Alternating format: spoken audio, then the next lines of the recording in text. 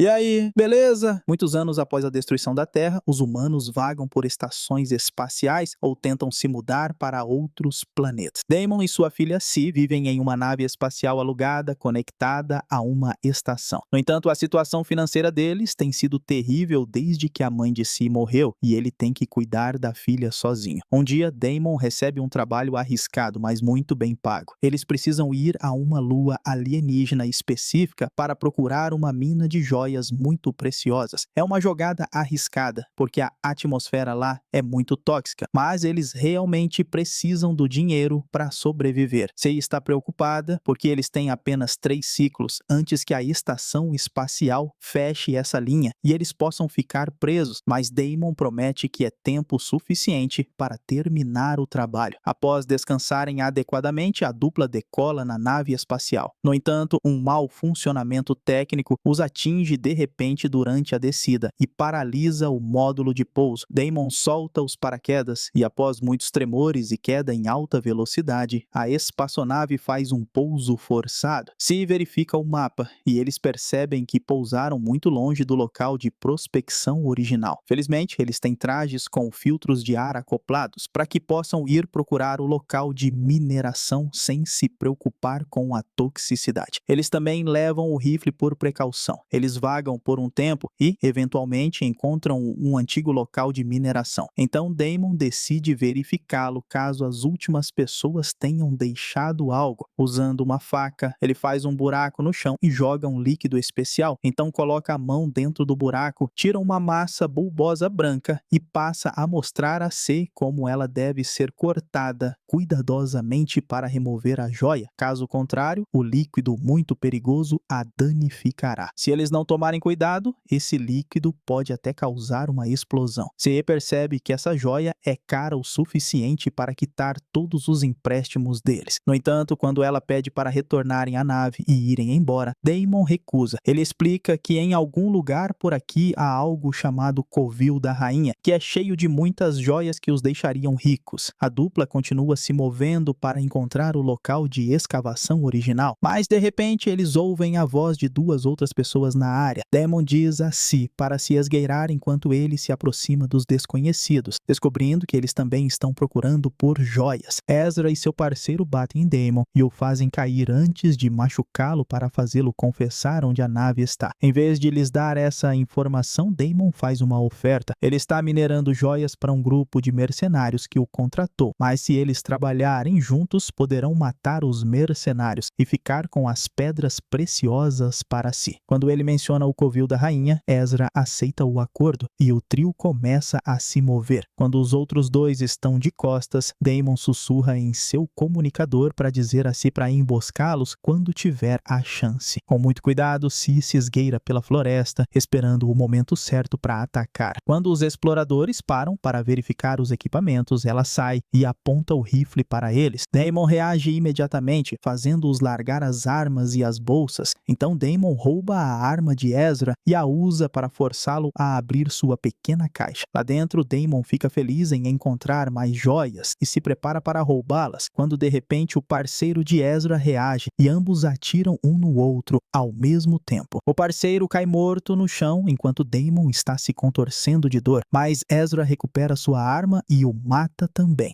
Aterrorizada, Si corre pela floresta, parando apenas uma vez para recuperar o fôlego. Eventualmente, ela retorna à sua nave espacial e tenta decolar, mas o dano é muito grande e o sistema não funciona, enchendo a sala de fumaça. Sem saber o que mais fazer, Si se mantém ocupada, observando as árvores, ouvindo música, lendo seu caderno e olhando para uma foto de sua mãe. Ela também tenta procurar comida pela nave, mas restam apenas alguns restos. Após algumas horas, Si de repente ouve um barulho e rapidamente pega o rifle para descobrir Ezra entrando na espaçonave. Ela atira rapidamente e o machuca no braço, mas não tem coragem de matá-lo. Então, em vez disso, entrega o kit médico e propõe um acordo. Ele a levará para a nave dele e para fora desta lua, ou ela o matará. Ezra passa a cuidar da ferida enquanto explica que também perdeu sua nave, mas oferece um acordo diferente. Ele pode fingir ser Daemon e ir com ela ao covil da rainha para enganar os mercenários, prometendo uma divisão igual das joias. Ceé não tem escolha a não ser aceitar. Depois, a dupla sai para a floresta novamente e Se faz Ezra andar na frente, enquanto o mantém sob a mira da arma. Ele tenta iniciar uma conversa, mas ela se recusa a dizer o nome ou mostrar o mapa com a localização da mina. Ele muda de assunto para perguntar sobre os mercenários, mas fica frustrado ao perceber que Daemon não contou nada a Si, apontando que ele havia sido um péssimo pai por não confiar na filha dessa forma e ainda assim tê-la trazido junto. Momentos depois, quando eles param para descansar e trocar os filtros dos trajes, Ezra percebe que sua ferida está piorando. Em seguida, continuam cruzando a floresta enquanto ele conta a história de como sua nave quebrou, mas de repente Si tropeça e deixa a arma cair. Aterrorizada, ela a pega e se apressa para apontá-la para Ezra novamente, mas ele nunca tenta nada. Alguns minutos depois, Ezra precisa descansar novamente, não se sentindo bem. Nesse momento, eles veem uma figura à distância e ele explica que é um colono, um dos poucos humanos que escolheram viver lá. Ezra faz Si abaixar a arma para evitar problemas, e isso faz com que o colono vá embora sem dizer uma palavra. No entanto, Ezra diz que eles devem segui-lo porque precisarão da ajuda dele. Acontece que a poeira tóxica do planeta entrou em sua ferida e está infeccionando, então ele precisará de remédios. Com Ezra ficando mais fraco a cada segundo, a dupla segue o estranho pela floresta até encontrar o pequeno assentamento onde ele mora. Ezra faz os sinais tradicionais e diz algumas palavras em outro idioma antes de pedir ajuda, e os colonos aceitam deixá-lo passar, mas apenas se deixarem suas armas para trás. Ceé não gosta disso, mas ela não pode enfrentar os mercenários se Ezra morrer, então eles escondem as armas nos arbustos antes de entrarem na tenda. Lá dentro, Si e Ezra satisfazem a vontade do líder ouvindo sua história e a música ruim que a filha dele faz, fingindo que estão gostando. Eles também recebem o suco que bebem rapidamente porque ajuda a erradicar a poeira. Então Ezra pede o kit médico e talvez alguns renovadores de filtro, e os colonos trazem a caixa. Mas Ezra fica chocado ao encontrar joias lá dentro. Acontece que o líder quer comprar Si porque os colonos perderam a mãe deles e ele precisa de uma nova mulher para repovoar. Aterrorizada, Si corre imediatamente para fora da tenda, pega as armas e começa a correr pela floresta. O colono a persegue e quando ela tropeça, ele pula imediatamente sobre ela. De repente, um barulho vindo da tenda indica que uma briga está acontecendo e distrai o agressor. Então, Si aproveita a chance para escapar.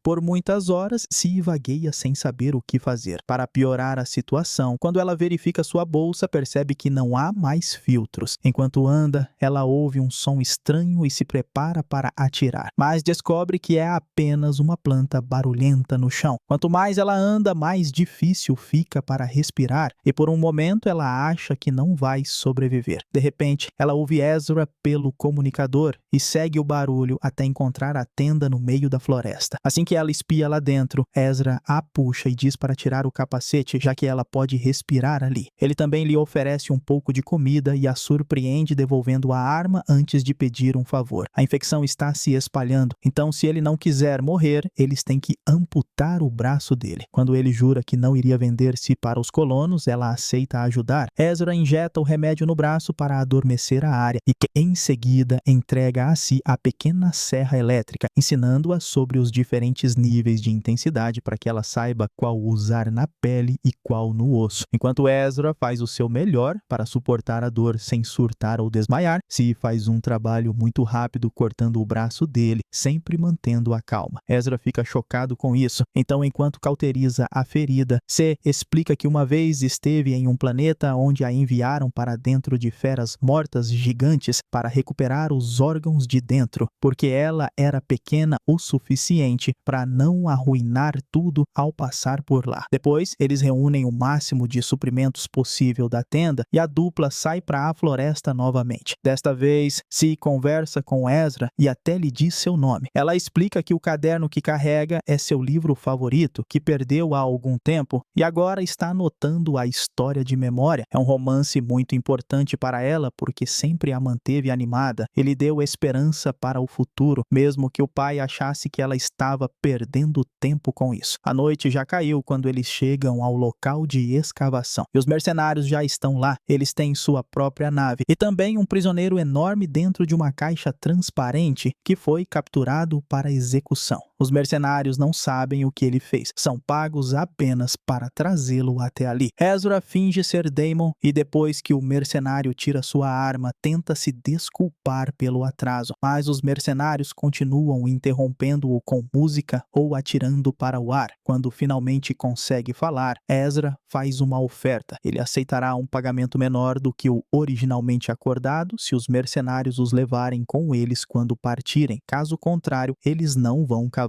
A princípio, o líder recusa, e quando Si tenta pedir pelo menos peças para consertar sua própria nave, o mercenário a empurra no chão para ameaçá-la. Ezra não se assusta e os lembra novamente que só ele sabe onde e como tirar as joias. Então, os mercenários concordam em emprestar as peças. O soldado furioso solta Si, mas também mexe no filtro de Ezra para garantir que ele saiba quem está no comando. Então, Ezra começa a tirar os sacos bulbosos para extrair as joias. Infelizmente, ele não está acostumado a trabalhar com a mão esquerda e continua errando, deixando o líquido arruinar as pedras preciosas. Após algumas tentativas fracassadas, o líder mercenário chama sua atenção. Então, Si intervém e tenta novamente. Infelizmente, ela também falha e o líder cancela o acordo. Portanto, Ezra usa a ferramenta para machucar o líder no tornozelo e fazê-lo cair. Então, empurra o rosto dele contra o chão até matá-lo. Naquele momento, os outros mercenários aparecem e Si consegue pegar um pouco do líquido perigoso antes que percebam. Ezra tenta fingir que foi um acidente, mas os mercenários tocam música novamente em um tom que faz os ouvidos deles doerem. Quando o guarda se aproxima e nota o ferimento no tornozelo do líder, Si joga o líquido no chão e causa a pequena explosão que cega todos com terra. Enquanto os mercenários abrem fogo, Ezra e Si recuperam a arma do líder e correm para se esconder nos arbustos. Em seguida, Ezra atira em um dos guardas antes que ele e Si fujam enquanto a mercenária vem atrás deles. Eles correm para a floresta e Ezra descobre que estão sem balas. Então elaboram um plano para emboscar a inimiga que se aproxima. Naquele momento, a mercenária toca a música para machucar os ouvidos deles novamente e abre fogo quando os ouve gritar de dor. Si começa a correr imediatamente para criar uma distração, mas como a mercenária não a vê, Si volta e a empurra para o chão antes de correr novamente. Quando a inimiga se levanta e ataca, ela acaba esfaqueando Ezra, e agora ele está perto o suficiente para esfaqueá-la várias vezes com a ferramenta de mineração até que ela morra. Si volta para checar Ezra e compartilha seu filtro com ele, mas ele aponta que não vai conseguir. Então diz para ela pegar a arma e correr. Depois de alguma hesitação, Si pega a arma e corre de volta para a mina, onde recolhe o kit médico. Há um último mercenário que tenta atirar nela, mas acontece que o prisioneiro gigante escapou da caixa e pula no guarda para matá-lo. Enquanto isso, Si corre de volta para a floresta e usa o kit médico para cuidar do ferimento de Ezra. Depois, ela o arrasta de volta para a mina com ela, e enquanto ignoram o gigante parado lá, eles entram na nave dos mercenários e finalmente deixam a lua, alcançando a estação pouco antes de ficarem sem tempo. Terminando assim, Prospect, filme de ficção científica e suspense de 2018, e eu espero você no próximo vídeo.